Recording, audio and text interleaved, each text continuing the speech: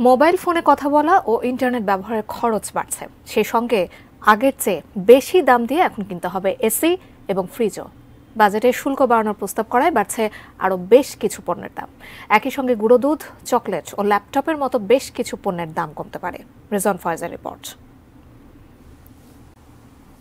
প্রতি বছর বাজেট ঘোষণার পর সাধারণ মানুষের সবচেয়ে আগ্রহের জায়গা হলো বাজেটের পর কোন কোন পণ্যের দাম বাড়ছে এবং কমতে পারে কোন পণ্যের দাম।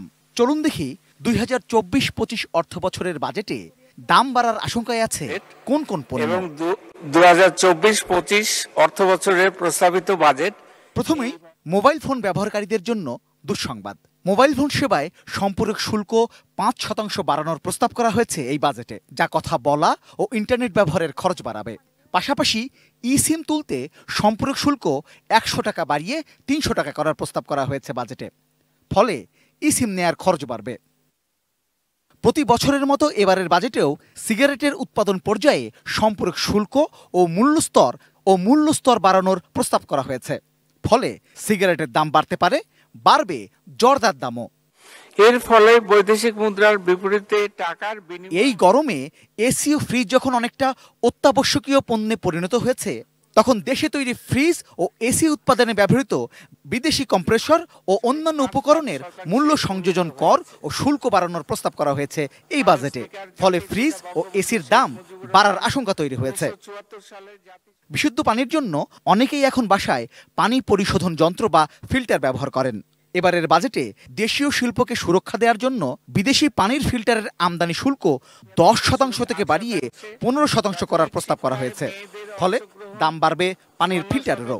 দেশীয় শিল্পকে সুরক্ষা দেওয়ার অংশ হিসেবে কাজু বাদাম আমদানিতে শুল্ক 5% থেকে বাড়িয়ে 10% করা হয়েছে। দাম বাড়ার আশঙ্কায় আছে এনার্জি সেভিং বাল্বও। এনার্জি সেভিং বাল্ব উৎপাদনের উপকরণে আমদানি শুল্ক বাড়ানো হয়েছে, তাই এলইডি বাল্বের দাম বাড়তে পারে। খরচ বাড়ছে গাড়ি সিএনজি বা এলপিজিতে কনভার্সনেরও, কারণ এতে ব্যবহৃত কিট, সিলিন্ডার ও অন্যান্য যন্ত্রপাতি ও যন্ত্রাংশ আমদানিতে শুল্ক 2% বাড়ানো হয়েছে। তবে আশার কথা হলো বাজেটের পর গুঁড়া দুধের দাম অনেকটা কমতে পারে, কারণ 2.5 কেজি পর্যন্ত প্যাকেটজাত গুঁড়া দুধে 20% সম্পূরক শুল্ক তুলে নেওয়া হয়েছে।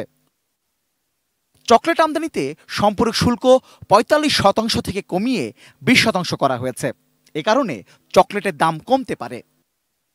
ল্যাপটপ আমদানিতে মূল্য সংযোজন কর প্রত্যাহার করার প্রস্তাব করা হয়েছে বাজেটে। অর্থমন্ত্রী বলেছেন, পণ্যটিতে মোট করভার 31% থেকে কমে 20.5% হবে, যা ল্যাপটপের দাম কমাতে সহায়তা করবে। আমাদের গৃহীত এসব নীতি কৌশল বাজেটে সিকেডি ইঞ্জিনের পার্টস আমদানি শুল্ক কমানোর প্রস্তাবের কারণে দেশে তৈরি মোটরসাইকেলের দাম কমতে পারে।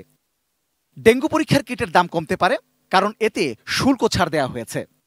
বাজেটে কিডনি রোগীদের ডায়ালাইসিস সেবায় ব্যবহৃত ফিল্টারের শুল্ক কমানোর প্রস্তাব করা হয়েছে। ফলে এই সেবাটির ব্যয় কমতে পারে। দাম কমার তালিকায় আছে ক্যান্সারের ঔষধও। দেশে উৎপাদিত সুইচ সকেট হোল্ডারের উৎপাদনে ব্যবহৃত কাঁচামালের আমদানি শুল্ক কমানো হয়েছে, বিধায় এসব পণ্যের দাম কমতে পারে। বাজেটে উড়োজাহাজের ইঞ্জিন ও প্রোপেলার আমদানিতে ভ্যাট প্রত্যাহার করার প্রস্তাব করা হয়েছে। কাজেই এখনকার চেয়ে কম খরচে কেনা যাবে বিমান। সেবা ডিজিটালাইজড করা হয়েছে। রেজন ফয়েজ, এটি নিউজ, ঢাকা।